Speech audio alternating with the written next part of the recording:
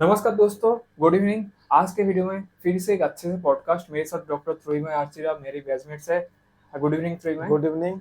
और आज के हम लोग का वीडियो का बहुत ही इंटरेस्टिंग टॉपिक पे बात करेंगे, फ्यूचर ऑफ डेंटिस्ट्री। तो आज डिस्कस करेंगे वेरियस टॉपिक्स पे डिस्कस करेंगे, रोबोटिक डेंटिस्ट्री के बारे में, ऑगमेंटेड रियलिटी के बारे में, 3D प्रिंटिंग जो आ रहा है, कैट कैम के बारे में। इसके अलावा भी डेंटल कॉलेज में इधर नहीं क्या चल रहा है, क्या फ्यूचर में क्या हो सकता है डेंटल स्टूडेंट के लिए डेंटल कॉलेज में, बीडीएस एमडीएस रूरल में करना अच्छा होगा कि शहर में करना अच्छा होगा। वेरियस टॉपिक्स आज हम पॉडकास्ट में कवर करने की कोशिश करेंगे। तो अभी मेरा पीएचडी से आज से पोस्टिंग शुरू हुआ है। इसके पहले ओएमआर पोस्टिंग चल रहा था। जीत ट्रेमय का और एक नाम जीत है, शॉर्ट में हम लोग जीत ही बोलते हैं उसका। इसके पहले ओएस मतलब ओरल सर्जरी में पोस्टिंग चल रहा था। तो तुम्हारा पोस्टिंग कैसा चल रहा था, थोड़ा एक्सपीरियंस हम लोग शेयर करो ओएस में। ओएस पोस्टिंग बहुत अलग टाइप का पोस्टिंग होता है मेरे हिसाब से, क्योंकि हम लोग का जो जेनेरिक डेंटिस्ट्री है उससे बहुत अलग है ओएस। ओएस में हम लोग बहुत अलग कुछ चीज़ें सीखते हैं जो हम लोग डेंटिस्ट्री में नहीं सीख सकते इजीली। जैसे हम लोग जो ओटी जाते हैं, जैसे हम लोग वार्ड जाते हैं, ये डेंटिस्ट्री से थोड़ा हटके है, तो थोड़ा बियॉन्ड डेंटिस्ट्री है मेरे को जितना लगता है। तो नया एक्सपीरियंस है, अच्छा ही लगता है। अच्छा, एक बार ऑडियंस को अगर क्लियर कर दोगे ओएस डिपार्टमेंट के अंदर क्या क्या सेक्शंस है, कैसे काम होता है, बाकी सब डिपार्टमेंट से ओएस कौन से जगह पे डिफरेंट है, इसके बारे में थोड़ा अगर एक बार क्लियर कर दोगे। ओएस में बेसिकली अगर हम लोग किसी से पूछेंगे कि ओरल सर्जरी क्या होता है, तो ओरल सर्जरी मेरे लिए ऐसा स्ट्रीम है जिसमें हम लोग मेनली एक्सट्रैक्शन कर सकते हैं। हम लोग ट्रांसएल्व्यूलर एक्सट्रैक्शन, पता ही है, जो लोग डेंटिस्ट्री से उनको पता है, जो विजडम टूथ का एक्सट्रैक्शन होता है उसको हम लोग ट्रांसएल्व्यूलर एक्सट्रैक्शन बोलते हैं। उसका पोजीशंस हम लोग देखते हैं कि कैसा पोजीशंस है। चंदन भी जानता है, चंदन भी वो किया है ओएस पोस्टिंग, तो उसको पता ही है कि मीजियो एंगुलर होता है, डिस्टो एंगुलर होता है, बहुत सारे ऐसे पोजीशंस होते हैं दांत का। उसको हम लोग बोन कट करके निकालते हैं दांत को, लेमन लैंग्वेज में बोलने से यही होता है। और बाकी होता है कि हम लोग मेजर होता है ओटी। ओटी में ओटी एक नया एक्सपीरियंस है, उतना ज्ञान मेरे को भी नहीं है क्योंकि I am just a invisible eye over there. तो ठीक है, अच्छा ही लगता है। वार्ड का भी एक अलग एक्सपीरियंस है, रात में वार्ड जाना ये भी अलग एक्सपीरियंस है। हम लोग का क्या बोलते हैं, कैजुअलिटी ड्यूटी भी एक अलग एक्सपीरियंस है। वो आईसीयू जाना, क्योंकि ये सब चीज़ डेंटिस्ट्री में उतना ज़्यादा होता नहीं है। ये 2 महीने हम लोग का ओएस पोस्टिंग, 2 महीने नहीं, 45 डेज ओएस पोस्टिंग में हम लोग को देखने को मिलता है। अच्छा, कॉलेज में जितना सारा डिपार्टमेंट्स है, तुमको कौन सा डिपार्टमेंट सबसे अच्छा लगा काम करके? अभी तो ऑलमोस्ट सब पोस्टिंग हो गया, हाँ, तो कौन सा डिपार्टमेंट तुमको लगता है ना? प्रोस्तो के बारे में मेरे को पता नहीं, करंटली मेरा प्रोस्तो पोस्टिंग चल रहा है। तो अगर डिपार्टमेंट्स का रैंकिंग करोगे तुम्हारे हिसाब से, मैं पहला तो 2 बता देता हूँ। First top three, top two. Top top 3 बता टॉप देता टू, हूँ। हाँ।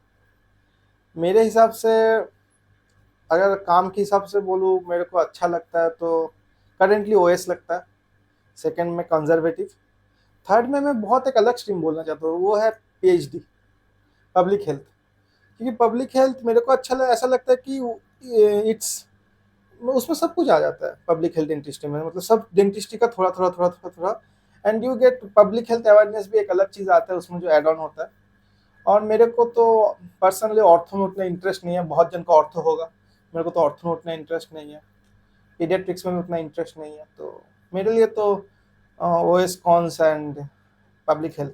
प्रोस्तो का मुझे पता नहीं है अभी तक, प्रोस्तो का अच्छा आई एम एक्सपीरियंस। जीत, इसके पहले मैं रॉय के साथ भी एक पॉडकास्ट किया था, तुम्हारे साथ भी किया था एक पॉडकास्ट। तो हम लोग वहाँ पे डिस्कस कर रहे थे ओएस में कि प्रेशर बहुत ज्यादा रहता है, वर्कलोड बहुत ज्यादा रहता है, रिस्क बहुत ज्यादा रहता है। उस हिसाब से हम लोग को जो सैलरी मिलता है, लेकिन हम लोग को जितना काम करवाया जाता है, हम लोग जितना प्रेशर रहता है, वो और ठीक नहीं है। तुमको इसके बारे में क्या कहना है, या क्या है तुम्हारा आइडियोलॉजी इसके बारे में?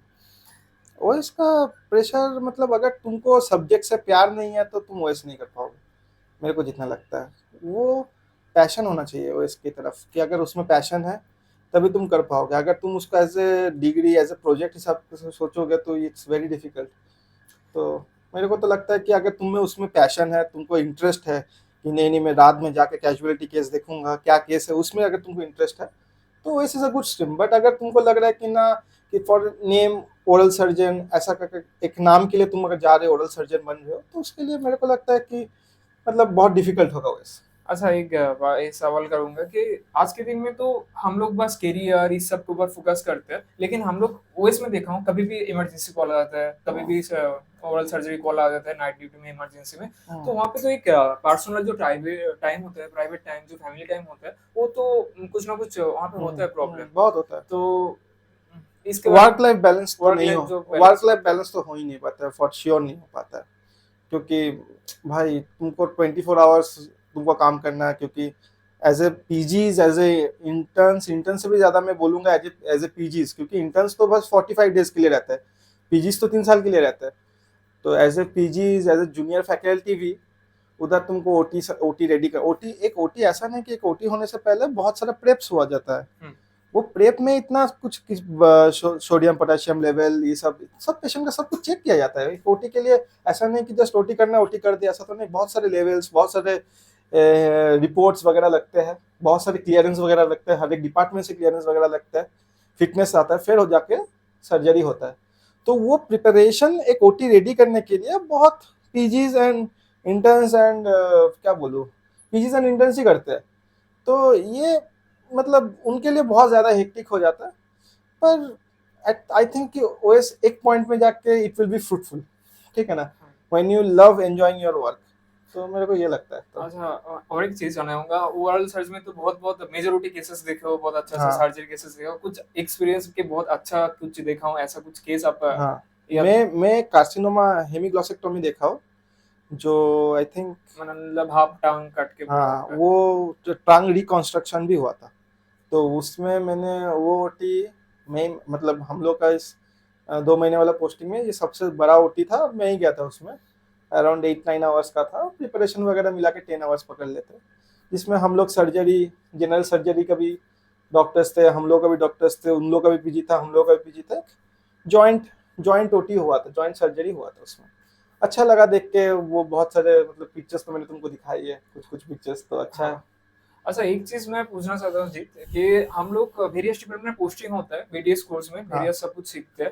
हम्म, लेकिन ओरल साइंस में पोस्टिंग के टाइम में हम लोग को जो बेसिक नीड्स है, मैंने ये खुद पोस्टिंग के टाइम फील किया हूँ कि एक्सट्रैक्शन हम लोग को सीखना चाहिए ये अच्छे से। बस बेसिक चीज़ है डेंटिस्ट्री का, आपको अगर अच्छे से एक्सट्रैक्शन आ रहा है कि नहीं, फीलिंग आप कर पा रहे हो कि नहीं, वो एक्सट्रैक्शन अच्छे से एले देना, पेनलेस एक्सट्रैक्शन और जितना मिनिमम करे कर सकते हैं।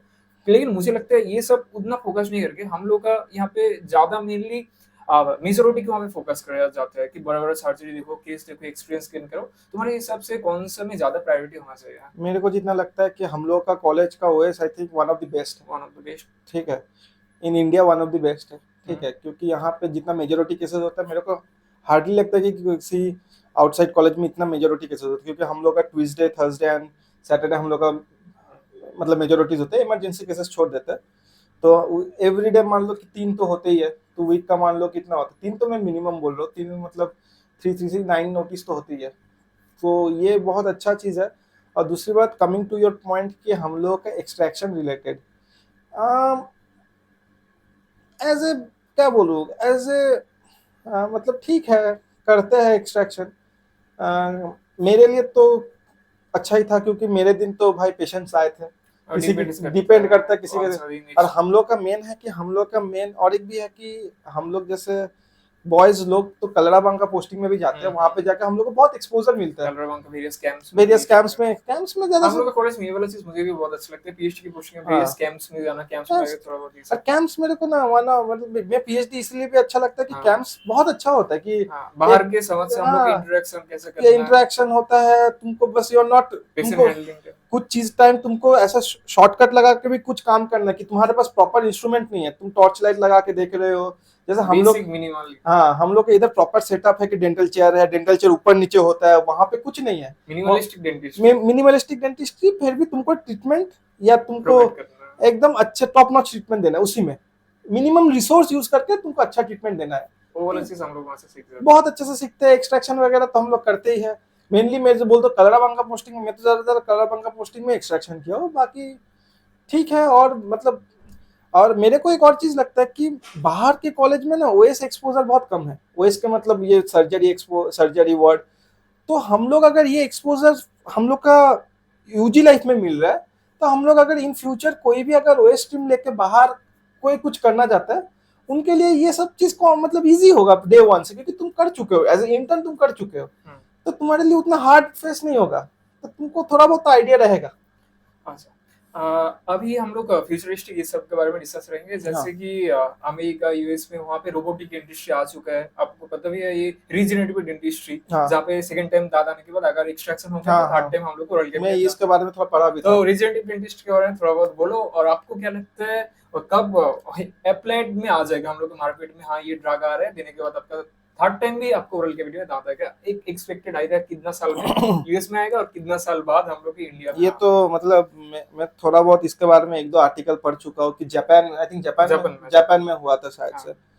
टूथ रिग्रोइंग फैक्टर, हाँ टूथ रिग्रोइंग फैक्टर, इसके बारे में एक आर्टिकल भी मैं पढ़ा था, कि उसके बारे में सोच भी रहा था कि एक आर्टिकल का, पर वो हुआ नहीं, वो सोचना ही रह गया। तो ठीक है, मतलब देखते हैं कि अगर होता है ऐसा तो डेंटिस्ट्री का मतलब थोड़ा सा चेंज हो जाएगा। तुमको क्या लगता है वो हम लोग एज ए डेंटिस्ट हम लोग को क्या इफेक्ट करेगा, प्रोस क्या होगा, कॉन्स क्या होगा, और हम लोग को कैसे प्रिपेयर रहना चाहिए उसके लिए? क्या देखो हम लोग का जैसे इकोनॉमी है, हमको इन लोग के लिए हमको इंडिया का इकोनॉमी समझना होगा। इंडिया का इकोनॉमी ऐसा नहीं है कि अगर ऐसा कुछ आता है it will not be affordable, तो लगता नहीं है कि तो वो आई थिंक वो टॉप 2% के लिए रह जाएगा। पर डेंटिस्ट एक ऐसा स्ट्रीम है कि ओरल हेल्थ तुम अगर देखोगे तो रूरल एरियाज के, मतलब रूरल एरियाज में जो पेशेंट होता है, वहां पे तुम जब कैंप्स में देखोगे लाखों लाखों पेशेंट है, लाखों नहीं, हजार पेशेंट में तुम डेंटल वैन लेके जा रहे हो, 100 पेशेंट, हजार पेशेंट वेट कर रहे हैं। 3 दिन का हम लोग बारीपदा कैंप किया था, चंदन नहीं गया था उसमें तो उस टाइम चंदन नहीं गया था, अब होगा तो जाएगा फिर से। तो उस टाइम हम लोग का कैंप में हम लोग देखे थे कि हम लोग ब्लाइंड स्कूल गए थे, तो डेंटल ट्रीटमेंट हम लोग सोचते हैं कि अर्बन एरिया में रिस्ट्रिक्टेड है, पर मेरे को नहीं लगता कि मेन डेंटल, मेरे को जितना लगता है रूरल एरियाज में है। रूरल एरियाज में तो मेरे को लगता है अगर रीजनरेटिव कुछ ड्रग आता भी है तो आई थिंक फॉर 50 60 70 ईयर्स ये हम लोग का कुछ मतलब डेंटिस्ट्री के ऊपर इम्पैक्ट नहीं होगा, क्योंकि डेंटिस्ट्री मेन आपका है रूरल एरियाज में। अर्बन एरियाज में है RCT we do aesthetic dentistry, वो सब है, हाँ वो सब तो है, वो सब तो है, पर मेन डेंटिस्ट्री मतलब क्या है, मेरे को जितना समझ में आता है मेन डेंटिस्ट्री मतलब टूथ पेन, ठीक है, मैक्सिमम पेशेंट की हाँ, सीट कंप्लेंट टूथ पेन। अभी किसी का क्लास 2 है, क्लास 3 है, मैटर नहीं करता है, ठीक है ना। अगर तुम अपने, ठीक है मेरे को अच्छा लगता है मेरा क्लास, किसी की कोई सोचता है कि क्लास 3 मतलब ही और she have a very good jaw line, तो ठीक है, पर ये मतलब तुम अगर टूथ पेन किसी का होता है तो वो तो तुमको जाना ही है डेंटिस्ट के पास, क्योंकि टॉलरेट नहीं कर सकते। तो वो चीज, क्योंकि हम लोग देखते हैं रूरल एरियाज में ज्यादा लोग गुटखा, तंबाकू, ये सब चीज ज्यादा कंज्यूम करते हैं। अर्बन में भी करते हैं, अर्बन में भी करते हैं, पर अर्बन में थोड़ा सा ओरल हेल्थ को लेकर थोड़ा सा वो है, मतलब अवेयरनेस है, पर रूरल एरियाज में तो उतना है नहीं, तो इसलिए मेन डेंटिस्ट्री रूरल एरियाज में छुपा हुआ है। अगर ऐसा आता भी है तो मैं बोलूंगा कि top 2% will get the drug, तुम्हारे पास 98% ऑफ द फील्ड अभी भी बचा हुआ है। अच्छा, यहाँ से इम्पोर्टेंट क्वेश्चन मैं पूछना चाहूंगा, एज ए जैसे मैं बोल रहा था, कोई एक BDA student MDA student pass out होने के बाद कहाँ पे मेनली प्रैक्टिस करना अच्छा रहेगा, रूरल में या टाउन में, शहर में, सिटी, कौन सा चूज करना उसके लिए अच्छा रहेगा? क्या क्या फैक्टर्स डिपेंड्स करते हैं? मेरे को जितना लगता है ना, इसमें एक लॉजिक है कि अर्बन में सभी है, शहर में, सिटी में सभी है, हाँ, रूरल एरियाज में कोई नहीं है, मतलब डेंटिस्ट कोई नहीं है। अच्छा, बहुत लिस्ट है, ऐसा नहीं बोल रहा नहीं है, ज्यादा क्वालिफाइड डेंटिस्ट उस टाइप का है, मतलब कम है डेंटिस्ट यहाँ पे। तुम अगर, मैं तो लगता है कि भुवनेश्वर में हर 3 किलोमीटर में एक डेंटिस्ट है, डेंटल क्लिनिक तो होगा ही, मेरे को जितना लगता है, मैं जितना देखा हूँ, नहीं भी हो सकता कुछ कुछ एरिया में, पर मैक्सिमम ऑफ द एरियाज में है। पर तुम अगर गांव में चले गए तो गांव में देखना कि 50 100 गांव का एक ही डेंटल क्लिनिक के ऊपर डिपेंडेंट है, तो और बहुत सारे लोगों का अवेयरनेस भी नहीं है, तो उधर जाके हम लोग अगर अफोर्डेबल डेंटिस्ट्री प्रोवाइड करते हैं तो मतलब ह्यूमैनिटी के लिए भी अच्छा होगा और हम लोग के लिए भी अच्छा, win win for both of us. अच्छा, यहाँ से मैं एक क्वेश्चन पूछना चाहता हूँ कि एक लाइफ का हम लोग का एस्पिरेशन रहता है कि हम लोग धीरे धीरे इंक्रीज करेंगे, लाइफ को भी मॉडिफाई करेंगे, अपडेट करेंगे, तो हर कोई चाहता है कि आज के दिन में सिटी में जाके हम्म। वहाँ पे सेटअप करके वहाँ पे रहने के लिए, तो ये वाला चीज़ हम लोग को बाद में जाके फैमिली ये सब में इफ़ेक्ट नहीं कर सकते कि अगर हम लोग रूरल में हम लोग प्रैक्टिस किए लाइफस्टाइल का बोल। लाइफ़स्टाइल। हाँ, हाँ ऑब्वियसली, अगर कोई मान लो हम लोग एडवांस टेक्नोलॉजी से आउट नहीं हो जाएंगे क्या? मान लो कोई शहर में रहता है, हाँ, तो उसको डेंटिस्ट्री, अपने कलीग्स वगैरह दोस्त लोगों से सब ज्यादा हाँ, इंटरेक्शन ज्यादा हो। इंटरेक्शन होगा। शहर एक का जो माहौल होता है एक वहाँ पे फिर ये सब सब कुछ होता है वहाँ पे, हाँ हाँ खाना-पीना लेके हाँ सब सब कुछ कार्ड-शार्ट सब कुछ, एनवायरनमेंट एनवायरनमेंट एनवायरनमेंट। एनवायरनमेंट रहता ही है। तो ऐसा नहीं है कि मैं बोलूंगा कि मेरे को तो लगता है कि जो रूरल एरियाज है वहाँ का environment as a health wise बहुत अच्छा है। हाँ, खाना पीना मेरे को तो खाना-पीना लगता है हाँ, उधर एयर ज्यादा क्वालिटी से वो जो भी हाँ है। बहुत अच्छा लगता है कि वो अच्छा लगता है। पर जो मॉडर्नाइजेशन है वो तो शहर में छुपा हुआ है, हुँ, तो वो तो थोड़ा फर्क तो पड़ेगा ही। तो अगर तुम उसको तुम अगर वो कोप अप करते हो कि इसमें भी एक बैलेंस कर सकते हो बैलेंस करना। कि तुम कुछ शहर में भी करो क्लिनिक, गांव में भी करो क्लिनिक। गांव में सोचो कि एक मतलब क्या बोलो, सेवा है, ठीक है ना, हेल्प है, हुँ, ठीक है ना। हुँ। शहर में करो तुम पैसा कमाओ और क्या है। अच्छा, यहाँ और एक क्वेश्चन कि हम लोग एज़ अ डेंटिस्ट ट्रीटमेंट करेंगे, तो हम लोगों को क्या फ़ोकस रहना चाहिए? क्वालिटी प्रोवाइड करेंगे पेशेंट को या क्वांटिटी हम लोग जैसे कि मिनिमम कम जितना कम प्राइस में हो के मैक्सिमम बहुत ज़्यादा पेशेंट को ट्रीट करना अच्छा होता है या कम पेशेंट करेंगे ठीक-ठाक अच्छा प्राइस रहेगा, लेकिन क्वालिटी ट्रीटमेंट दूँगा, बहुत अच्छा क्वालिटी हाई क्वालिटी ट्रीटमेंट दूँगा, कौन-सा अच्छा options as a dentist pursue करना चाहिए हम लोग ये भी तो तुम्हारा शहर और गांव के ऊपर आ गया क्वेश्चन को? कि गांव में तुम लोग का ज्यादा पेशेंट है, वहां पे तुम सब अफोर्ड नहीं कर पाएंगे, तो वहां पे तुमको सस्ते में जितना हो सके रिलीफ देना है हुँ, पेशेंट को। हुँ, हुँ। तो वहां पे मेन ही तुम्हारा क्या आएगा, पेन आएगा, पेन का तुम आरसीटी करोगे ना तो एक्सट्रैक्शन करोगे। हाँ, तो जितना कम में होगा, जितना वो अफोर्ड कर पाएंगे, उसका सोशियो इकोनॉमिकल स्टेटस देख के हम लोग ट्रीटमेंट जज करेंगे। हाँ। और शहर में तो you can give the best material available in the market. तुमको क्या अच्छा लगता है जी? कौन-सा चूज़ करना बेटर होगा? मेरे को लगता है ना, मैं ना बहुत इस सब चीज में ये हो कि मेरे को लगता है कि वैल्यू फॉर मनी जो चीज होता है वो बहुत इंपॉर्टेंट होता है। हेल्प पर हाँ, पर मान लो कोई मटेरियल अगर देके हम लोग आरसीटी का लाइफ इंक्रीज कर सकते हैं, हुँ, कोई हुँ, क्राउन देके आरसीटी का लाइफ इंक्रीज होता है, तो we will go for the better product. हुँ। पर वो भी अफोर्डेबिलिटी के ऊपर है, पेशेंट अगर अफोर्ड कर पाते हैं तो वही, दे वही, कैन गो, वही। अदरवाइज एक दाँत के ऊपर एक एवरेज इंडियन कितना ऑलमोस्ट खर्च कर सकता है बस ट्रीटमेंट के लिए? कहाँ शहर कोई के भी गाँव में। पहले गाँव का बोलिए फिर उसके बाद शहर। वो डिपेंड्स करता है socio economic socio status. Economical status शहर ऐसा में थोड़ा हाई होता है, गाँव में लो होता है ऐसा गांव कुछ। में, गांव शहर में क्या होता है, शहर में बहुत एडुकेटेड लोग हैं, तो लोगों को जॉब अभी बोलोगे कि सबको पता है जिरकोनिया क्राउन क्या होता है, हुँ, ठीक है ना, they know about the product, तो वो खुद से आके बोलते हैं। हुँ, तो और गांव में तुमको एडुकेट करना पड़ता है कि ये जिरकोनिया है, मेटल सेरामिक ये है। तो मतलब जिसका जैसा है इनकम, उसका हिसाब से मेरे को तो लगता है वही बेस्ट होगा। अच्छा। अभी एक नया-नया सा एक चीज़ है रोबोटिक डेंटिस्ट्री के बारे में। हाँ आपको सुना होगा शायद। तो हाँ, एक रोबोटिक तुम आर्म आया है तुम भी थोड़ा बोलो, मेरे को भी पता नहीं है उतना। हाँ, मेनली हम लोग का जो फेसबुक का जो मार्क जुकरबर्ग सीईओ, हाँ उनका फादर भी एक डेंटिस्ट है।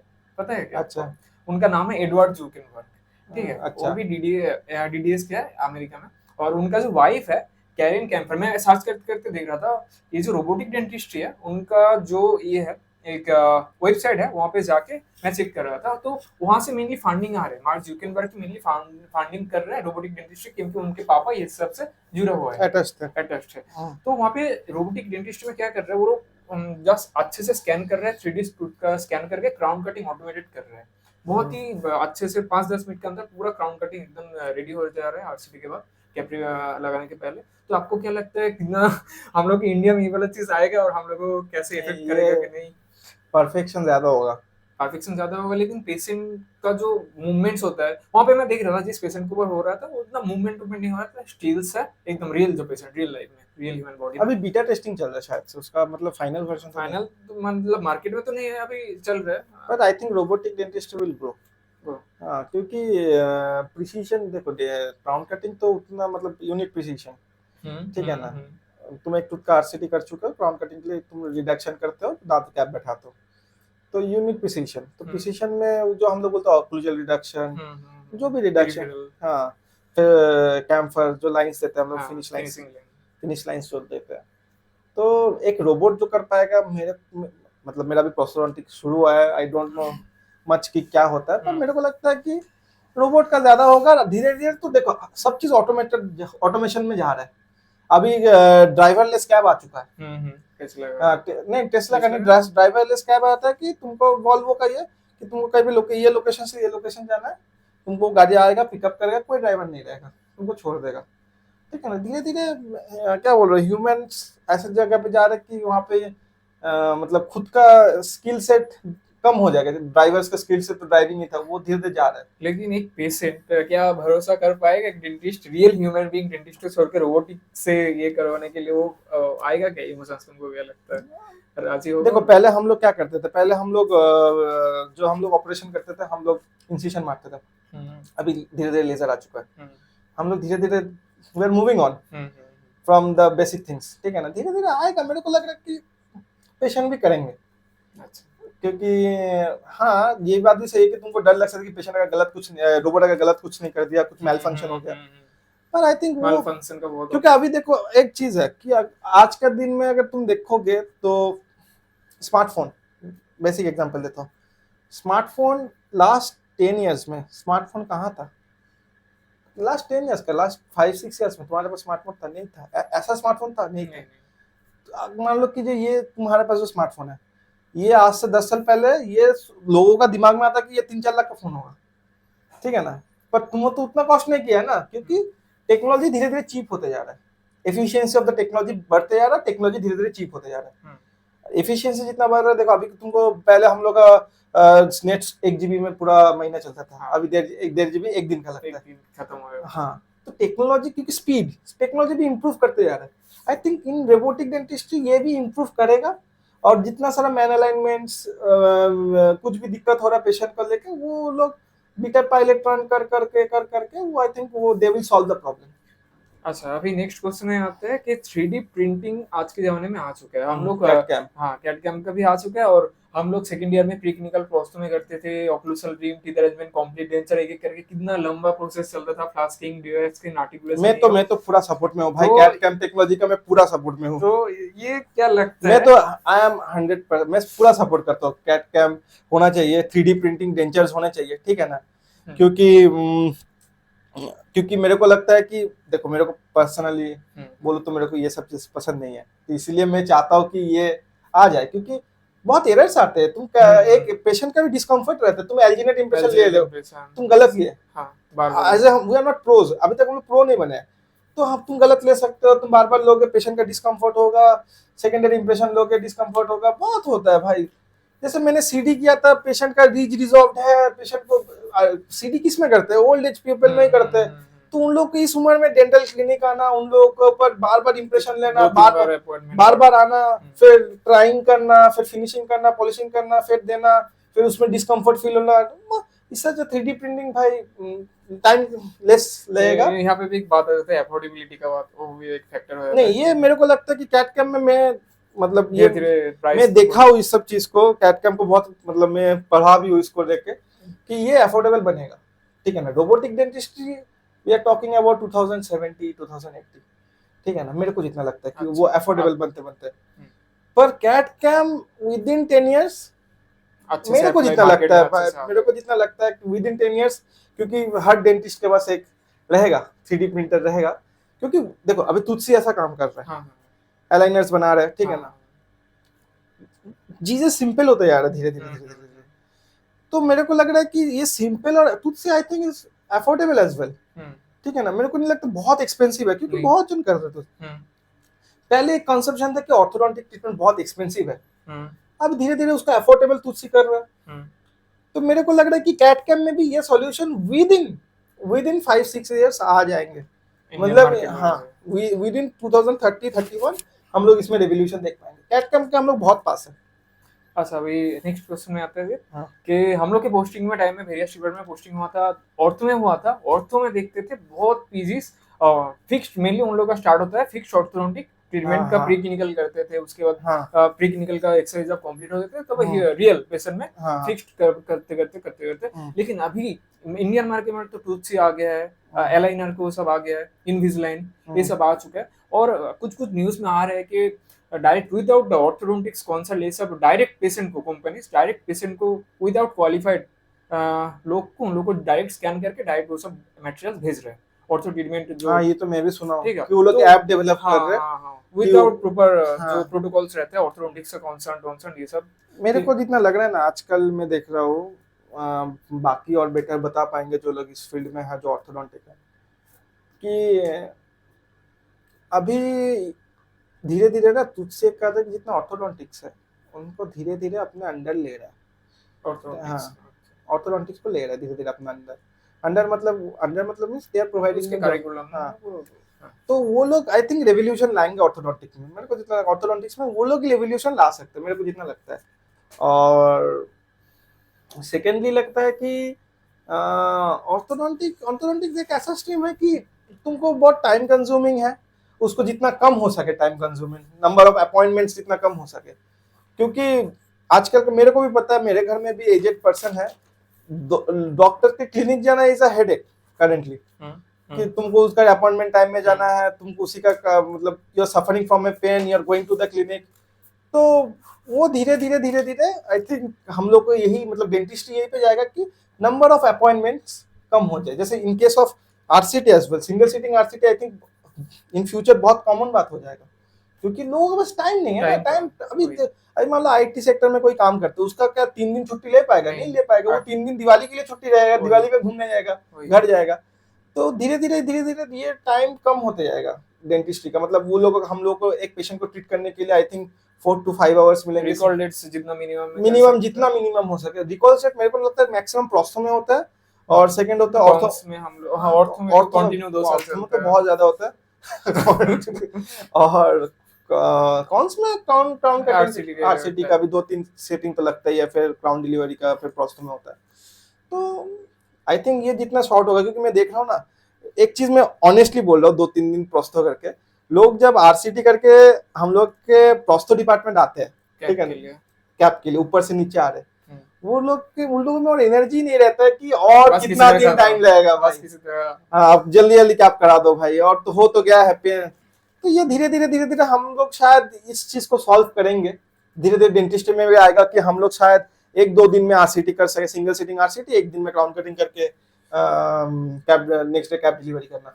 अच्छा, तो धीरे धीरे हो जाएगा। अच्छा, अभी मेरा ओएमआर में पोस्टिंग था, तो बहुत सारा patient mainly first OMR department में आता है, बेसिक डायग्नोस्टिक चेक करते हैं। तो वहाँ पे मैं देखता था मैक्सिमम पेशेंट में आरसीटी फेलिंग हो रहा है, कि आरसीटी हुआ था 2-3 साल पहले, कैप लगा है, साइड में से जिंजर थोड़ा नीचे गया है, सेकेंडरी कैरिज हुआ है, साइड वाला टूथ को इफेक्ट किया, वहाँ पे पेन हो रहा है। तो बहुत डिसअपॉइंटमेंट उन लोगों को दिखा जा रहा है। तो कहाँ पे गलती हो रहा है, क्यों फेल हो रहा है, इसके बारे में कैसे पेशेंट ठीक? मैं रिसेंटली एक केस देखा था, मेरे दोस्त का है, ठीक है ना, वो आसनसोल में रहता है। उसका दिक्कत आ रहा था कि उसका जो दांतों में जो कैप लगाया गया है, वो आई थिंक वो मेरे को क्लियरली पता भी नहीं है, मेरे को जितना पता है कि वो उसमें खाना फंस रहा है और उसको पेन भी हो रहा है, जिंजाइवल पेन।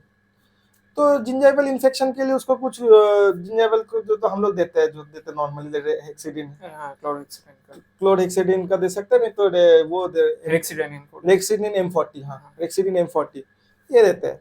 तो मैं देख रहा हूँ कि अगर कैप का अगर मान लो कि हम लोग अगर सही तरीके से क्राउन कटिंग हो रहा है पेशेंट का, उसमें तो ये दिक्कत नहीं आना चाहिए। तो यहीं पे आ जाता है कि कुछ डेंटिस्ट शायद से they are not good at crown cutting. हम लोग का जैसे यहाँ पे हम लोग का जैसे स्पेशलाइजेशन है कि क्राउन कटिंग एक डिपार्टमेंट में होता है, आरसीटी एक डिपार्टमेंट में होता है, हर डिपार्टमेंट का स्पेशलिस्ट करता है। मान लो तुम एक क्लिनिक में कर रहे हो, तुम्हारा भी कुछ वीकनेस होगा, तो क्राउन कटिंग मान लो बहुत जन आरसीटी करते करते क्राउन कटिंग जल्दी जल्दी खत्म कर देते हैं, ठीक है ना, क्योंकि वो सोचते क्या। पर वहाँ पे भी तो हम लोग का बहुत सारा चीज लॉजिक छुपा हुआ कि कैसे एक आरसीटी सही होता है। मेरे को लगता है it's mainly depending upon the crown cutting, क्योंकि अगर क्राउन कटिंग ठीक तरीके से होगा, कैप ठीक तरीके से बैठेगा, तो सेकेंडरी कैरियस जिंजाइवल इन्फ्लेमेशन होने का चांसेस नहीं रहेंगे। तो मेरे को लगता है कि धीरे धीरे वो वाला सेक्टर में हम लोग को ज्यादा ध्यान देना चाहिए, क्राउन कटिंग वाला सेक्टर में। एक चीज तो होता है, देखिए डेंटल कैरिज हुआ, पेन हो रहा है, आरसीटी किया, आरसीटी करने के बाद वो जो वाइटल टूथ होता है वो तो और वाइटल नहीं रहता, नॉन वाइटल हो जाता है, डिस्कलरेशन स्टार्ट होता है। उसका साइड में जो गाम होता है, गाम का भी रिसेशन होता है, तो गाम रिसेशन होगा मतलब वहाँ तो फूड लॉसमेंट होगा, ये सब होगा। तो वो वाला चीज कैसे हम लोग हैंडल कर सकते हैं? क्या पेशेंट की तरफ से हाइजीन मेंटेन करने का कुछ इंस्ट्रक्शन दे सकते हैं कि नहीं? ये है मेन बात है, इंडिया में मेन है, मेरे को जितना लगता है कि इंडिया में मेन है कि हम लोग रूटीन डेंटल हेल्थ चेकअप नहीं करते नहीं हो? होता है, नहीं। हम लोग चेकअप नहीं करते हैं, क्योंकि लोगों का अभी भी मिसकंसेप्शन है कि स्केलिंग से एनामेल लूज होता है। हाँ ऐसा तुम सुनोगे कि हाँ, तो दांत एनामेल हिल तो का, नहीं जाएगा बहुत हाँ सारा। हाँ नहीं हिलेगा भाई, तुम अगर अच्छे से करते हो, रूटीन डेंटल क्लिनिक कर रहे हो, तुमको तुम अगर आज एक पीडी भी लगाते हो किसी में, तो फिर भी वहां पे तो फूड लॉजमेंट होने का बात कॉमन है, ठीक है ना। तुम वो यूज करो, क्या बोलते हो उसको, फ्लॉस, हाँ हाँ, डेंटल फ्लॉस यूज करो, dental floss, interdental intelligent braces, brushes use करो। तुम अगर अच्छे से केयर लोगे तो तुम्हारा आरसीटी बहुत दिन चलेगा। बहुत दिन चलेगा। हम लोग मेन है कि हम लोग के इंडिया में ओरल अवेयरनेस बहुत कम है, बहुत। कि ब्रशिंग टेक्निक्स पता नहीं है सबको, दिन में 2 बार ब्रश करते हैं पर टेक्निक पता नहीं है, गलत टेक्निक से ब्रश करोगे तो दिन में तुम 10 बार भी ब्रश कर लो, तुम्हारा एट्रिशन तो एट्रिशन होगा उसके बदले। हाँ तो यही है कि डेंटल अवेयरनेस अगर इंप्रूव होता है तो डेंटल ट्रीटमेंट भी लॉन्ग टर्म चलेंगे। अच्छा, यहाँ से मैं एक चीज बोलना चाहता हूँ कि इंडियंस में बाकी डेंटल का जो प्रॉब्लम है ही, उसके साथ तो वेरियस टाइप्स ऑफ प्रॉब्लम रहते हैं। एक फाइनेंशियल प्रॉब्लम रहता है, करियर का इशू रहता है, उसके साथ उसका future relationship, various types of problems तो रहते हैं। उस हिसाब से तुमको क्या लगता है, डेंटल हेल्थ को कितना प्रायोरिटी देते हैं इंडियंस, या बाकी उनका जो बाकी जितना फैक्टर्स है? नहीं देते, नहीं देते। आपको क्या लगता है कितना साल बाद जाके ये वाला ओरल हाइजीन स्टेटस वाला ये अच्छा good oral hygienic India awareness India में में आएगा? हेल्थ हेल्थ सेक्टर में सबसे ज्यादा ध्यान नहीं दिया जाता, क्यों?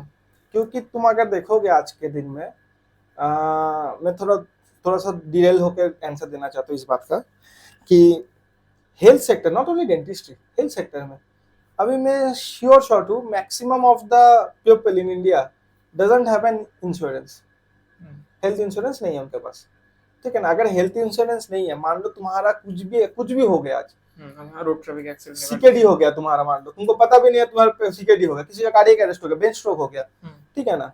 डेंटल तो बहुत दूर की बात है, मान लो ये सब हो गया, तो तुम लोग का जो पैसा खर्चा होगा ना, वो किसी का भी अच्छा फाइनेंशियल स्टेटस को भी डाउन कर सकते हैं। तो मेरा एडवाइस सबको यही है कि सबको सबसे पहले एक हेल्थ इंश्योरेंस लेना चाहिए, और हेल्थ इंश्योरेंस में ऐसा वाला लो ना जिसमें तुम्हारा रूटीन हेल्थ चेकअप होते रहे। ऐसा भी हेल्थ इंश्योरेंस आता है जिसमें रूटीन हेल्थ चेकअप होते हैं, मैंडेटरी है वहां पे कि तुमको रूटीन हेल्थ चेकअप के लिए तुमको जाना है, क्योंकि अगर मान लो तुम्हारा में सीकेडी है, ठीक है ना, तुम छुपा के तुम इंश्योरेंस ले लिए, ठीक है ना, फिर जाके बाद में उन लोग को पता चलता है तो वो लोग तुम्हारा क्लेम रिजेक्ट कर देंगे। तो इसलिए अच्छा वाला क्लेम लो, रूटीन रूटीन चेकअप करवाओ, at least once a year, once and, अच्छा हेल्थ इंश्योरेंस लेना चाहिए हाँ routine- ऑब्वियसली अगर हेल्थ नहीं रहेगा तो तुम पैसा कमा के क्या करोगे, वही तो। फिर हेल्थ का जो ट्रीटमेंट है वहां पे सब चला हाँ जाएगा। वहाँ पे तुम्हारा हार्ड एंड मनी चला जाएगा। और सबसे पहले बात कि मैं सबको यही बताना चाहता हूँ कि सबसे पहले एक हेल्थ इंश्योरेंस लेना चाहिए सबको। सबसे first investment in your life must be a health insurance, must be an health insurance. Thank you. और अच्छा एक कॉन्वर्सेशन हो, और वो लास्ट 2-3 क्वेश्चन करेंगे जी। हाँ, हाँ। बहुत ही अच्छा लगा कॉन्वर्सेशन करके कि आज अभी इदानिंग में हम लोग का कॉलेज में तो फर्स्ट ईयर सेकंड ईयर में पूरा फुल स्ट्रेंथ आ रहा है, 100 स्टूडेंट आ रहे हैं, लेकिन इंडिया में बहुत सारा डेंटल कॉलेज उस टाइप सीट वैकेंट नहीं हो रहा है, बहुत सारा कॉलेज शट डाउन हो रहा है। तो क्या लगता है फ्यूचर में जाके इंडस्ट्री का ऐसा होगा क्या, कुछ चेंजेस होगा क्या लगता है, या डाउन अब क्या होगा? ये चीज लेके मैं भी थोड़ा कंफ्यूज हूँ, क्योंकि डेंटिस्ट्री में हम लोग का ईयर में कितना इंटेक होता है, आई थिंक 65 इंटेक्स होता है हम लोग का ईयर में। अभी Out of 100 अभी अभी कम होते जा रहे हैं इंटेक्स, अभी ज्यादा होते जा रहे हैं, ज्यादा हो रहा है, सॉरी 100 अभी 100 के ऊपर जा हम रहे लोग हैं। का कॉलेज में 100 के ऊपर हुआ, लेकिन कुछ कुछ कॉलेज तो शट डाउन। हम लोग का कॉलेज अच्छा भी है उस हिसाब से। नहीं सही में अगर किसी को इंटरेस्ट है तो kids is a very good college, क्योंकि यहाँ पे तुमको अच्छा, ऐसे प्रमोट नहीं कर रहा हूँ पर अच्छा हम लोगों को एक्सपोजर मिलता है, एक्सपोजर, पेशेंट के ऊपर काम करने मैं जितना देखा हूँ बाहर, जितना कॉलेज में देखा हूँ, उससे ज्यादा एक्सपोजर हम लोग का का रियल पेशेंट पेशेंट करने का बहुत अच्छा मौका एक्सपोजर, मिलता है। हाँ, वो तो मिलता है। स्पेशली बॉयज को तो भाई बहुत ही अच्छा मिलता है, क्योंकि हम लोग को जो मैं तो Camp। कैंप्स वगैरह में तुम लोग जाओगे, वही मेन है, मेन वहीं पे सीखते हैं हम लोग। हम्म। तुमको अगर अपना रेस्टोरेशन में कॉन्फिडेंस नहीं है, तुम कैंप में जाके कॉन्फिडेंस आ जाएगा तुमको, ठीक है ना, कुछ भी करके कॉन्फिडेंस आ जाएगा। हाँ, coming back to the question कि डेंटल कॉलेजेस कम होते जा रहे हैं, हाँ, डेंटल से पर अभी तो नया ट्रेंड दिखाई दे रहा है कि लोग डेंटिस्ट्री कर रहे हैं। कर लोग रहे हैं तो बीच में हुआ था कि डेंटिस्ट्री को लेके लोग सैचुरेशन। सैचुरेशन आ गया था, लोग नहीं जा रहे थे। क्या बताओ इसका मतलब, मेरे को भी उतना अच्छे से नॉलेज नहीं है, पर मेरे को लग रहा है कि डेंटिस्ट की जरूरत है, अभी भी है, ऐसा नहीं है कि नहीं है डेंटिस्ट की जरूरत, डेंटिस्ट की जरूरत है, पर कहाँ जरूरत है ये तुमको देखना है कि शहर में तो बहुत डेंटिस्ट है, तुम पहले रूरल एरियाज में काम करो फिर तुम शहर आओ, फिर जाके अच्छा ही होगा। अच्छा, एक चीज पूछना चाहूंगा, हाँ। हम लोग को as a BDS students, as a dentist, कहाँ पे ज्यादा फोकस करना चाहिए? हम लोग का various types of skills, various types of treatment के ऊपर, या हम लोग का फर्दर जो डिग्री होता है, प्रोग्राम्स होता है, हम लोग का जो स्टडी डिग्रीज, बीडीएस के बाद एमडीएस, वेरियस डिप्लोमा, इस सब पे कहाँ पे ज्यादा फोकस होना चाहिए, स्किल्स या डिग्रीज? मेरे को मैं जितना मैं अपना सोच के रखा हूँ, ठीक है ना, मैं वही शेयर कर देता हूँ तुम लोगों से। हाँ। कि मैं सोच के रखा हूँ कि मेरे ऐसे दो फेवरेट स्ट्रीम है, एक है कंजर्वेटिव कौन? और दूसरा है ओरल सर्जरी, वैसे ठीक है ना। आई थिंक मैक्सिमम का यही होगा। मैक्सिमम फर्स्ट ऑप्शन तो वैसे ही रहता है। फर्स्ट ऑप्शन वैसे ही रहता है। तो मेरे को लगता है ना कि fellowship after BDS is a good option, ठीक है ना, मेरे को जितना लगता है। बहुत बहुत आई थिंक 90% लोग मेरे से हाँ, डिसएग्री यही करेंगे। मैं लास्ट क्वेश्चन पूछने वाला था कि बहुत सारा स्टूडेंट्स, बहुत सारे अभी जूनियर्स पूछते हैं, सर बीडीएस तो हो गया, इंटर्नशिप खत्म हो जा रहा है, इसके बाद आपका क्या प्लान है, बीडीएस के बाद क्या करेंगे? हाँ तो एक वही लास्ट क्वेश्चन है, यही क्वेश्चन है, तो अच्छे से मैं चाहता हूँ कि हम लोग को एकदम क्लियर करके ये वाला हाँ। कंप्लीट करते हैं। तो क्या बीडीएस के बाद एमडीएस या पीएचडी या डिप्लोमा क्या अच्छा रहेगा एक बीडीएस स्टूडेंट्स के लिए? मैं एकदम स्टार्टिंग से बताता हूँ। हाँ, देखो जैसे 11th 12th होता है, ठीक है ना, 11th 12th के बाद हम लोग एक साल ड्रॉप किए थे, तुमने भी नीट लिया के था, प्रिपरेशन के लिए तो तुमने भी लिया था, मैंने भी लिया था, वन मेनली ईयर एमबीबीएस ही हम लोग सब सब मैक्सिमम। मैक्सिमम वही रहता है टारगेट। मेडिकल फील्ड में देखो 80% लोग ड्रॉप लेते हैं भाई, एक साल ड्रॉप तो बहुत कॉमन है। कॉमन हो गया, कुछ कुछ लोगों तो 3-4 3-4 साल में। मेरा अभी एक दोस्त अभी ज्वाइन किया है एमबीबीएस में, मेरा कहाँ जहाँ पे मेरा खत्म Same हो, age। सेम मेरे से एक साल सीनियर भी है वो, ठीक है ना। अच्छा, अभी एमबीबीएस ज्वाइन किया है, मेरा खत्म होने को आया है ठीक है ना। तो मेडिकल फील्ड में इट्स क्वाइट कॉमन कि तुम लोग रिपीट वगैरह ले लो, ठीक है ना, क्योंकि तुम 70 साल तक कमाओगे, ठीक है ना, उसको लेके कोई दिक्कत नहीं है। पर जो coming back to the question कि मेरे को लगता है कि अभी भी हम लोग को एक बार ट्राई, क्या बोलते हैं, एमडीएस अगर किसी को लग रहा है कि ना वो क्रैक कर पाएगा, वो ऐसा प्रिपरेशन रखा क्रैक है। मतलब गवर्नमेंट में या प्राइवेट में? ऑब्वियसली गवर्नमेंट में, obviously first year obviously go for the government first year. MDS private में जाना चाहिए? गवर्नमेंट में नहीं होना तो प्राइवेट में जाना चाहिए, ठीक है ना, पर ट्राई तो करना चाहिए। मेरे को जितना लगता है कि फर्स्ट ईयर अगर तुमको नहीं मिल रहा तो फर्स्ट ईयर में प्राइवेट में एनआरआई में घुस रहे हो, तो आई डोंट थिंक कि इट्स उतना मतलब कोई सेंस नहीं बनता, मेरे लिए सेंस नहीं बनता, ठीक है। तुम्हारे पास टाइम का जल्दी होगा, तुम्हारे लिए सेंस बनता है। मैं थोड़ा स्लो प्रोसेस में बिलीव करता हूँ कि थोड़ा सा टाइम लो, टाइम ईयर को वेस्ट मत करो, फेलोशिप कर लो, फेलोशिप भी अच्छा है, किसी चीज में फेलोशिप कर लो, काम भी सीखोगे तुम वहाँ पे जाके। मान लो अभी बहुत सारे कॉलेज कोर्सेज कर, डीवाई पाटिल वगैरह कोर्सेज कर, हम लोग का कॉलेज भी खुद ला रहे हैं फेलोशिप का कोर्स, कितना सुनाई दे रहा है हमको कि फेशियल एस्थेटिक्स एस्थेटिक्स आरसीटी वगैरह करो भाई, आरसीटी जिसमें इंटरेस्ट है, मेरे आरसीटी वगैरह में इंटरेस्ट है, तो कंजर्वेटिव का फेलोशिप तुम कर सकते हो, ठीक है ना, क्योंकि ईयर वेस्ट करने से अच्छा किसी का क्लिनिक जाने से अच्छा तुम फेलोशिप कर लो, तुम अच्छे से काम सीख पाओगे, एडवांस में काम सीख पाओगे, अच्छा वाला केस करोगे। और वो आजकल के फेलोशिप में होता है कि तुम लोग 30-40% करने को भी दिया जाता है मिनिमम हैंड। हाँ, मैं देखा कि मैं एक कोचिंग मतलब एक जगह पे बात कर रहा था, फिलहाल I won't name the place, ठीक है ना, वहाँ पे मैं बात कर रहा था कि वहाँ पे वो लोग आरसीटी का बोल रहे हैं कि they will give you 30 RCT patients.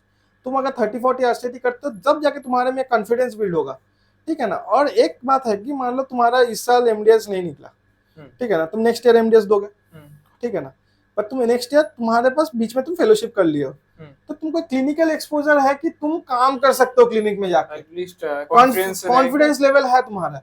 तो तुम अगर 1-2 साल और रिपीट देने का सोच रहे हो, तो तुम बैकअप मतलब खुद का एक इनकम स्ट्रीम जनरेट कर सकते हो, जिससे तुमको लगेगा नहीं भाई मेरे दोस्त कमा रहे हैं, मैं कुछ नहीं कर रहा हूँ। अच्छा, तुम 4-5 क्लिनिक जाके 3-4 आरसीटी करके वो जितना कमा रहे हो उतना कमा लोगे। एटलीस्ट कंसल्टेशन कर सकते हो, वेरियस कंसल्टेशन आजकल का तो हो रहा है कि आजकल का तो फेलोशिप हो रहा है, उसमें ट्रांसएल्वुलर एक्सट्रैक्शन भी सिखा रहे हैं। अगर तुम ट्रांसएल्वुलर एक्सट्रैक्शन और आरसीटी का फेलोशिप कर रहे हो next year, enough for a clinic, more than enough। Aesthetic छोड़ देते हैं, एस्थेटिक जिसका इंटरेस्ट है वो लोग करेंगे fellowship, enough for a clinic, ठीक है ना।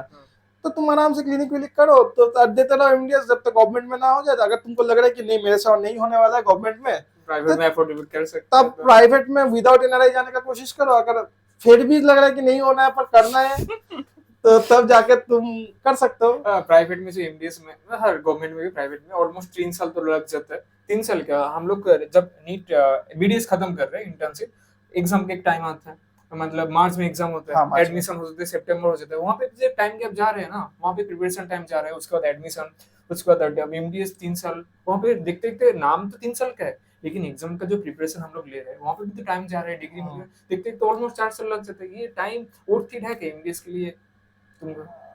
एमडीएस के लिए देखो, तुमको मेरे को जितना लग रहा है कि तुमको पहले से सोच के रखना सो होगा कि उसके फॉर थर्ड तुम कितना पानी में हो, ये तुमको पहले से पता होना फोर्थ ईयर चाहिए। इंटर्नशिप आता है तो अभी सोच मैं लेना। जैसे मैं बोल नहीं सकता कि मेरा इस साल गवर्नमेंट में निकलेगा, ठीक है ना। हाँ, अगर बोल दूंगा तो वो झूठ है, ठीक है ना।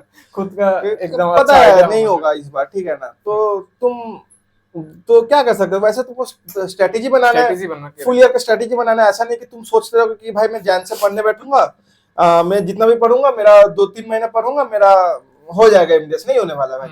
अगर तुम्हारे पास पैसा है फिर तुम पढ़ो, अच्छा करो, प्राइवेट कॉलेज में जाओ। अगर और भी ज्यादा पैसा तो एनआरआई में जाओ, ठीक है ना, कोई बात नहीं, पैसा है तो कर सकते हो। पर अगर तुमको लग रहा है कि तुम थोड़ा सोचोगे कि नहीं और भी मेरे को थोड़ा सा डेंटिस्ट में और ग्रिप लाना है, क्लिनिकली और ग्रिप चाहिए सब्जेक्ट में। बहुत जन का होता है कि नहीं, क्लिनिकल ग्रिप नहीं होता, कि क्लिनिकली थियोरेटिकल तो बहुत थियोरेटिकल है। बहुत बहुत सभी। अगर तुम कोई कोई जन ऐसे भी है कि theoretically they are much sound than clinically. तो क्लिनिकली तुमको अगर ग्रिप चाहना है सब्जेक्ट में कि नहीं, मेरे को जैसा अभी भी होता है कि मेरे को अच्छे से रूट्स में पढ़ाना नहीं आता, ऑनेस्ट हाँ, रोस्टर मेरा भी बहुत प्रॉब्लम बहुत प्रॉब्लम होता है। मैं अभी तक उसमें नहीं बोल सकता कि हर रुस्तम पे उठा सकता हूँ, नहीं। तो ये कॉन्फिडेंस मेरे को नेक्स्ट ईयर गेन करना है कि हाँ, क्लिनिकली मैं साउंड होना चाहता हूँ कि क्लिनिकली कोई भी केस है मैं बेसिक ट्रीटमेंट तो दे सकूँ, कि ऐसा नहीं कि मेरे पास आ रहा है, मैं कुछ किया और गलत हो गया और दूसरे के पास दूसरा क्लिनिक जा रहा है, ठीक है ना। क्लिनिकली मैं उतना साउंड हो जाना चाहता हूँ। फिर एमडीएस का कोशिश करते रहेंगे, कभी ना कभी तो एमडीएस होगा। पर मेरे को जितना लगता है एक लिमिट रहना चाहिए कि हाँ, कि 2-3 साल के बाद, एक स्ट्रेटेजी रहना हाँ, चाहिए। 2 साल मैक्स, ठीक है ना। इस बार नीट दे दो और 2 बार नीट दे सकते हो, मतलब टोटल 3 बार तुम पीजी का अटेम्प्ट ले लो। उससे ज्यादा मेरे को लगता है कि नहीं करना चाहिए, क्योंकि उसके बाद तुम वो सैचुरेशन आ जाएगा, फिर तुम्हारा एज भी हो जाएगा, तुम 29-30 में जाके तुम एमडीएस करने घुस रहे हो, तो लोग तुम बच्चों के साथ एमडीएस मतलब ठीक है कर सकते हो, एडुकेशन का कोई एज नहीं होता है, पर लेकिन खुद का ऑड लगेगा, है ना। ऑड लगेगा कि तुम्हारे दूसरे दोस्त कुछ और कर रहे हो, तुम कुछ और कर रहे हो, तो तुमको ऑड लगेगा। एक एज होता है ना पढ़ाई का, मेरे को लगता है कि सर्टेन एज के बाद वो मतलब क्या होता है कि कोई एब्जॉर्ब करने का, पढ़ाई करने का वो मोटिवेशन थोड़ा सा खो जाता है। तो 2-3 साल इज क्वाइट गुड भाई, 2-3 साल इज क्वाइट गुड। वो 2-3 साल में नहीं हो रहा है, तुमको एमडीएस करना है, गो फॉर एनआरआई। अगर तुमको लग रहा है कि मेरा 2 साल के बाद मेरे से नहीं हो रहा है तो गो फॉर एनआरआई। तुमको लग रहा है 1 साल बाद नहीं हो रहा है, गो फॉर एनआरआई। अगर तुमको लग रहा है कि भाई इस बार ही देख के मेरे से नहीं होगा, मेरे से ये और सहा नहीं जाता, गो फॉर एनआरआई। पैसा करो एनआरआई में करो, कोई बात नहीं, तुमको स्किल सेट तो सीखने को मिलेगा ही। हाँ, पर एमडीएस का वैल्यू तो है, ठीक है ना, वैल्यू तो है, क्योंकि लोगों में डेंटल अवेयरनेस बढ़ रहा है धीरे धीरे। तो ये एमडीएस का तो मेरे को लग रहा है कि 100% वैल्यू है। मेरे को लग रहा है कि धीरे धीरे ये अर्बन एरियाज में भी घुस जाएंगे ये वैल्यू वाला चीज, क्योंकि अभी सबके पास स्मार्टफोन है, तो सब गूगल में सर्च करेंगे। एक सर्च करने का दूर है भाई कि कौन सा डेंटिस्ट क्या है, कौन क्या काम में स्पेशलिस्ट है। तो धीरे धीरे भाई ये तो मतलब सीरियस चीज बन जाएगा, सीरियस चीज बन जाएगा कि रूरल एरियाज में भी ये इम्पोर्टेंट बन जाएगा। तो मैं तो यही बोलूंगा, समराइज कर दूं तो, कि यार तुमको अगर प्रिपरेशन अच्छा है, तुमने पल्स एटलीस्ट 3 बार सॉल्व कर चुका है, 3 बार, तो इस बार तुम्हारा हो जाएगा। ऑनेस्टली बोलो, पल्स अगर कोई अच्छा यहाँ पे और एक ये क्या डेंटल पाल्स एक बुक के ऊपर जो 3 वॉल्यूम आते हैं वहाँ पे करने से, या फिर यार सभी के दिन में ऑनलाइन कोचिंग जो आता है डीबीएम से का सीडीज का, क्या तुमको मैं जितना सुना हूँ, मैं जितना सीनियर से जितना सुना हूँ कि pulse is more than sufficient, more than sufficient, कि तुम पल्स अच्छे से 2-3 बार सॉल्व करो, रिवाइज करो 1 साल में। और एक चीज है, मेरे को एक और पता चला है कि पल्प का भी, हाँ, पल्प का 35,000 क्वेश्चंस है, ठीक है ना। वो पल्प का 35,000 जो क्वेश्चन सॉल्व करता है उसका बहुत चांस हो जाता है, क्योंकि पल्प में हाँ, पल्प का एक ऐसा सिस्टम है ना कि अगर तुम मान लो कुछ गलती कर रहे हो, मान लो आज तुमने मान लो 100 क्वेश्चन सॉल्व किए, मान लो 100 में से तुमने 50 क्वेश्चन गलत किए, 50 क्वेश्चन सही किया, ठीक है ना। जो 50 क्वेश्चन गलत किए वो नेक्स्ट डे वाला तुम जो सॉल्व करो उसमें भी आ जाएगा वो 50 क्वेश्चन। तो जब तक तुम वो 50 में, मान लो नेक्स्ट टाइम भी तुम 50 में से 25 गलत किए, मतलब उसका जो सॉफ्टवेयर है बहुत ऑप्टिमाइज्ड है। मान लो नेक्स्ट टाइम तुम 50 में से 25 गलत किए, तो नेक्स्ट वाले एग्जाम में वो 100 में 25 क्वेश्चन वो भी आएंगे। तो धीरे धीरे तुम टोटली वो चीज को तोड़ दोगे कि नहीं, ये क्वेश्चन में अगर एक क्वेश्चन लोग कितनी बार, 5 बार गलत करेंगे, 4 बार गलत करेंगे, एक बार तो 4 ही तो ऑप्शन है, 4 बार में तो एक बार तो सही करेंगे, तो तुम्हारे दिमाग में बोला फिर जो क्वेश्चन आएगा तब दिक्कत नहीं आएगा। तो तो मेरे को तो यही लगता है, और जिसको जितना अच्छे से पढ़ना है पढ़ो, एमडीएस करना है करो, किसी में कुछ नहीं है। मेरा चंदन का सजेशन मैटर नहीं करता है, हम लोग अपना खुद का सराउंडिंग सर्कमस्टेंसेस, हम लोग अपना बस एक क्या बोल सकते हैं, अपना आइडियोलॉजी बस है, आइडियोलॉजी, हम लोग का खुद का स्ट्रेटेजी बता रहे हैं, खुद का strategy। एक्सपीरियंस। हम लोग we are not master in this field. Masters, yes। क्योंकि देखो सीनियर्स तो मैं जितना सुना हूँ, फैकल्टी सीनियर्स बोलते हैं कि पीजी करो, ठीक है ना, पर ठीक है उन लोग का भी सुनना चाहिए, खुद का भी सुनना चाहिए। मैं तो हाँ, खुद का सराउंडिंग्स, उसका फाइनेंशियल स्टेटस, सोशियोइकोनॉमिक स्टेटस, खुद का मेंटेलिटी समझो। तुम अगर कि नहीं मेरे से नहीं होगा रिपीट ईयर, हाँ मत करो। हाँ, ऐसे- खुद का ये भी समझना चाहिए। हाँ, मैं खुद का कर मेंटेलिटी, पाऊंगा कि हाँ नहीं। खुद का ट्राई करो ना। मेरे को लगता है कि विदाउट ट्राई क्यों जाना है।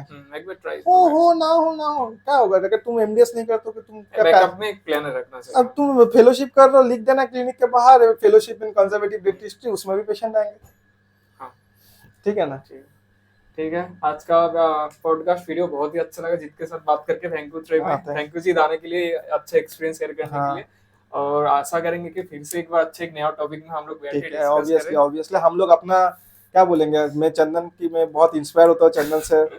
नहीं सच में मैं चंदन से बहुत इंस्पायर होता हूँ। हम दोनों का थोड़ा सा थॉट मैच करते हैं कुछ कुछ बातों को लेके, इसलिए हम लोग ऐसे भी बैठ के जो चीज डिस्कस करते हैं, चंदन उसी चीज को कैमरा में लाने का कोशिश कर रहे कि चंदन बोलता है कि उससे मतलब लोगों को बहुत कुछ सीखने को मिलेगा। एटलीस्ट हम लोग एक्सपीरियंस शेयर कर पाए। एक्सपीरियंस पर we are not masters in this thing. हम लोग का एक्सपीरियंस बेसिक जो है, मान लो कि मैं और चंदन आज से 20 साल बाद बैठ के भी बोल सकते हैं कि हम लोग गलत चीज बोले थे इस टाइम। हाँ, एकदम परफेक्ट तो कुछ हो नहीं सकता, पर अभी जो हम लोग एक्सपीरियंस कर हम लोग शेयर कर रहे हैं। बाद में जाके चेंज हो सकता है, डायनामिक वर्ल्ड में डायनामिक थिंकिंग आइडियोलॉजी ऑब्वियसली आएंगे, चेंज तो होगा ही भाई, विद एजेस तो चेंज होंगे।